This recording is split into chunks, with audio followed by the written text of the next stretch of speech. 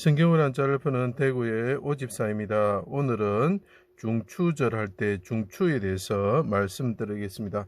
가운데 중자를 쓰기도 하고 버금 중자를 쓰기도 합니다. 가을 추자가 있습니다.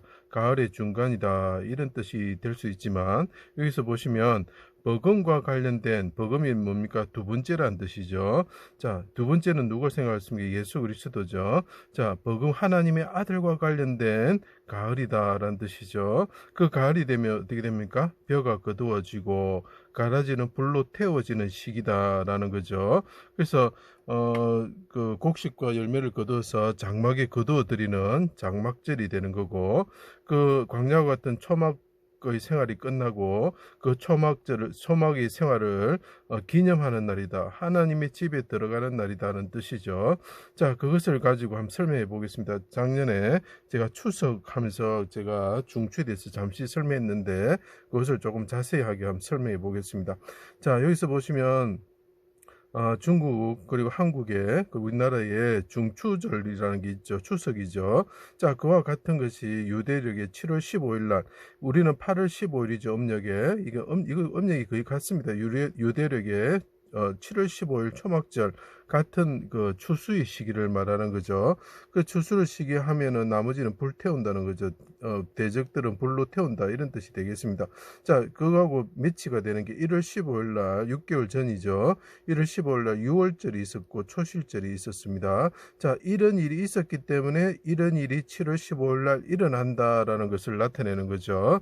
자, 이것을 하나씩 설명드리겠습니다. 하나님이 백성들을 애굽에서 옮기셔서 포도나무 가지를 옮기셔서 가나안에 심으셨죠. 열매 맺기를 원했지만 그 사람들이 죄를 지었으므로 열매를 맺지 못하고 가시나무 같은 존재, 찔레 같은 존재가 되어서 그 땅을 황폐한 땅으로 만들어 버렸죠. 자, 불 가운데 계신 해와 같으신 하나님의 아들이, 자, 불 가운데 계신 해와 같으신 분이 있는데 그분은 큰 자이다는 거예요. 큰 자가 오셨다는 거죠. 자기 땅에 버금 되시는 분이, 버금 되시는 큰 자가 불 가운데 계시는 분이신데 불의 보좌에 불의 강이 있는 그곳에서 오셨다는 거죠. 자기 땅에 인간의 어린 아이의 모습으로, 어린 아이와 같은 자로 모습으로 이 큰 자가 오셨는데 개 같은 악한 무리들이 애워싸고, 이 사람들은 아까 가시나무라고 그랬죠. 가시와 찔레와 같은 존재가 된 거죠. 찌르는 자가 된 거죠. 자기 의회에서 남을 찔러서 죽이는 자가 된 거죠. 포악한 자가 된 거죠. 가시나무 가운데 백합화 같은 존재가 되었습니다. 강도 가운데 나무 십자가의 수족을, 그분이 인자가 오셨는데 강도 가운데 달리시는 분이 되셨다. 그분이 버금이라는 뜻이죠. 나무 십자가에 달리셔서 수족이 찔려 피를 쏟으시고 불과 같은 고난을 받으셨습니다. 자, 여기에 불이 타져 있고 나무 위에 어린 양이 있는 것이 보입니까? 어릴 요자죠. 어린 양인데 그분은 큰 자다는 거죠. 그분이 크게 부르짖으면서 돌아가셨다는 거죠. 자, 근데 그것이 가을입니까? 아니, 6월절이죠. 그죠? 자, 6월절 때 예수님이 십자가에 달려 죽으셨죠. 자, 그것을 왜 가을이라 표현하냐면 그분이 십자가에 달려서 불에 죽으신 것처럼, 자, 가을이 되면 어떻게 된다고? 그 대적들을 불로서 주님께서 태워서 가라지를 태워 죽이신다는 거죠. 심판을 하신다는 거죠.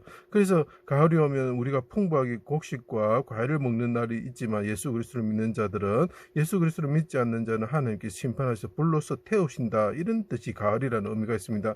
추수의 시기죠. 가을의 시기죠. 자, 그들은 악행은 불사르는 것 같다. 그 가시나무 같은 자들이 찌르니까 피가 나니까 불사르는 것 같이, 이게 사람이 피가 흘리시는 게 보이시면 찔리셔가지고 피가 흘리시는 게 보이십니까? 재단에 불타는 나무 위에 어린 양처럼 되셨습니다. 땅에 떨어진 하나의 밀알처럼 되셨습니다. 그래서 뼈화자 모란 의미가 있죠. 죽음에 이르셨습니다. 일찍 돌아가셨다는 거죠. 해가 빛을 잃고 어둠이 임할 때자, 해가 빛을 어둠이 임할 때 이위 하나님이 십자가에 달리셔서 하나님께 부르짖고 있죠. 그분이 메시아가 죽었다는 뜻이죠. 옆으로 누운 것이, 날일자가 옆으로 누운 것이죠. 여호와의 날에 메시아가 해가 빛을 잃을 때에 부르짖으면서 죽었다는 것이죠. 자, 그 어둠이 임하여 하나님이 불 가운데, 그때 하나님께서 불 가운데 임하시게 되는 거죠. 그때 크게 소리치셨다. 자, 불 가운데 임하시는 거 어디서 볼 수 있냐면 시내산과 성막의 구름 가운데 불이 보였다 이렇게 표현하고 있죠. 내 영혼을 아버지 손에 부탁합니다. 크게 소리치셨죠. 용사처럼 해산하는 여인처럼 그분이 소리치셨죠. 영혼을 속건 제물로, 드리기에 이르렀습니다. 이것은 초실절에 불에 태워지는 곡식과 그 드려지는 제사, 번제 드려지는 제사되는 양과 같은 존재가 되었죠. 깊으신 뜻을 성취하였습니다. 자, 그래서 어떻게 됩니까? 이분이 하늘의 미랄이 되어가지고 하나님께 부르짖으면서 아버지 용서하여 주십시오. 이들의 죄를 용서하여 주십시오. 부르짖을 때 어떻게 되죠? 화가 일어나는 거죠. 화평이 일어나는 거죠. 모세의 가시떨기 나무를 생각하시면 됩니다. 하나님이 불 가운데 대신 들어가셨습니다. 가시나무가 있는데 불이 있습니다. 하나님이 하나님의 사자가 임했다는 하나님이 임재하였다는 거죠. 자, 그런데 보시면서 가시나무에서 나온 불로 해서 이 하나님을 태우고자 하였습니다. 그렇지만 어떻게 됐습니까? 하나님이 불 가운데 임하셨지만 오히려 가시나무는 태워지지 않습니다. 왜 그렇습니까? 하나님이 대신 우리 대신에 불 가운데 들어가셨기 때문입니다. 그래서 어떻게 되면 하나님이 불 가운데 대신 들어가셨기에 가시나무가 타지 않습니다. 그래서 아브라함과 이삭과 야곱의 하나님이다. 자, 예수님께서 말씀하셨죠. 부활에 대해서 이야기를 하셨을 때 그 이야기를 합니다. 그 말은 뭡니까? 내가 대신 가시나무의 불 가운데 내가 대신 들어가가지고 보십시오. 예수님이 들어가신 게 보입니까? 내가 그 나무 가운데 가시나무가 있는 그 불이 쏟아지는 곳 가운데 들어간 어린 양이 되었다. 그래서 너희들이 가시나무지만은 내가 태우지 않는다. 지금 태우지 않는다는 거죠. 내가 대신 들어갔기 때문에 용서하기 때문에 이 가시나무를 태우지 않는다. 그래서 너희들이 아브라함과 이삭과 야곱과 같이 영생을 얻을 것이다 라고 선포하고 계시는 거죠. 이 가시떨기 나무의 내용이 그렇게 중요한 것입니다.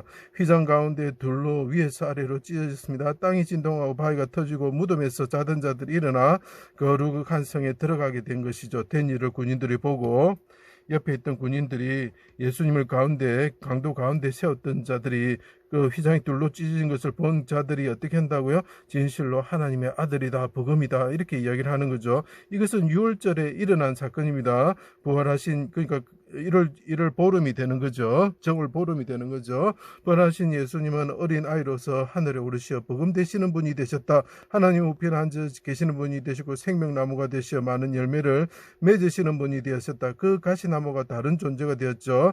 자, 복음 되시는 십자가에 죽임당한 어린 양이 있었는데 불 가운데 가을철과 같은 추수의 계절에 심판을 하실 것이다 라고 이야기를 하는 것입니다. 자, 복음 되시는 분이 있으셨는데 그분이 6월절 어린 양처럼 불 가운데 대신 고난을 받으셨죠.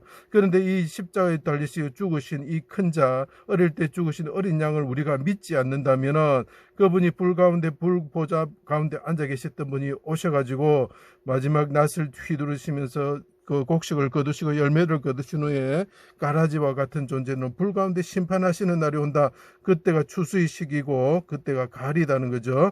그것을 나타내는 것이 수장절이고 초막절이라는 기독교의 유대교의 기독교의 절기인 것입니다. 그래서 이것을 초막절, 장막절, 수장절이라고 하는 것이죠. 자, 초막절이라는 것은 그 광야에서 초막을 짓고 살다가 어떻게 됩니까? 하나님이 인도하시는 가나안 땅으로 들어가서 천국으로 들어간다는 그 개념으로 생각하시면 됩니다. 천국으로 들어가기 시작하면 어떻게 합니까? 그 수장절을 하나님께서 보호하신 것을 감사해서 기리는 시간이 된다. 그 쉽게 말하면 모든 열매를 맺고 열매가 맺어지고 그곳에 들어가게 되면 풍부한 그 곡식과 열매가 있는 곳이 되는 거죠. 그것은 가을의 추수 시기와 같은 거죠. 그렇지만 나머지 사람들은 어떻게 됩니까? 예수 그리스도를 믿지 않는 자들은 불의 심판에 들어가게 된다. 불의 심판에 들어가게 된다. 가시나무와 같고 가라지와 같은 자들은 불의 심판에 들어가게 된다는 것이 장막절, 초막절, 수장절의 의미가 되는 것입니다. 유대력이 7월 15일로 우리 그 8월 15일하고 거의 같은 날짜가 해당이 됩니다.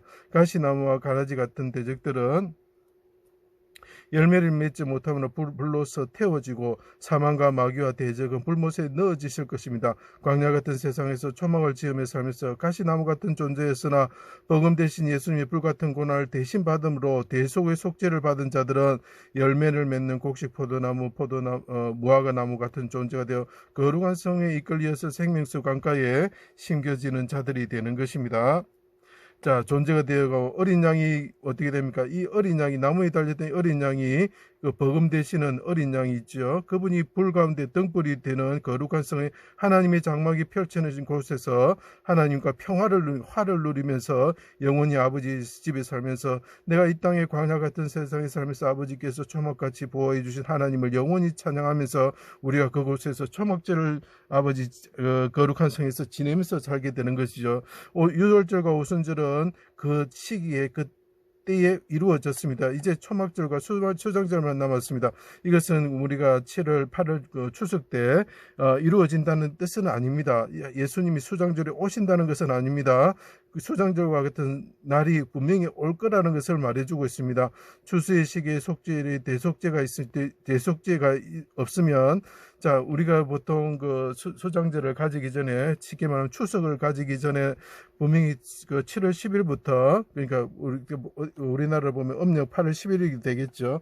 그때부터 대속죄가 일어나야 된다는 것이죠. 회개의 열매가 없으면 우리는 불의 심판을 받게 되고 십자가에 대신 죽으신 어린 양을 믿으면 그분의 대속으로 구원을 받을 수 있다는 거죠. 그래서 우리가 추수의 시기에 그 복을 누리게 되는 것이고 만약 예수 그리스도 이 어린 양을 불의 가운데서 죽으신 유월절 어린 양을 믿지 않으면 버금 되시는 분을 믿지 않으면 어떻게 된다고요?